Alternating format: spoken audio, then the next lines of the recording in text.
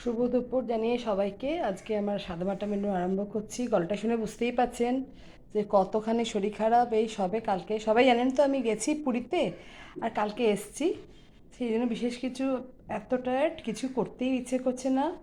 প্রথমে একটু ভাত নিয়েছি, নুন নিলাম, দিলাম লেবু, আচ্ছা তার সঙ্গে করেছি একটু পটল ভাজা, আচ্ছা, আর আলু, কাঁচা লঙ্কা আর বাদাম ভেজে নিয়েছি। তার সঙ্গে একটু নামানোর সময় পোস্ত ছড়িয়ে দিয়েছি। আচ্ছা, তারপরে আছে একটু আমার আজকে ডিম ঝুড়ো,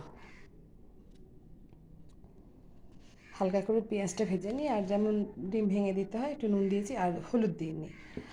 আর আছে একদম হালকা পাতলা করেছি মুসুর ডাল, ধনেপাতা, কাঁচা লঙ্কা, কালো জিরে দিয়ে করে নিয়েছি।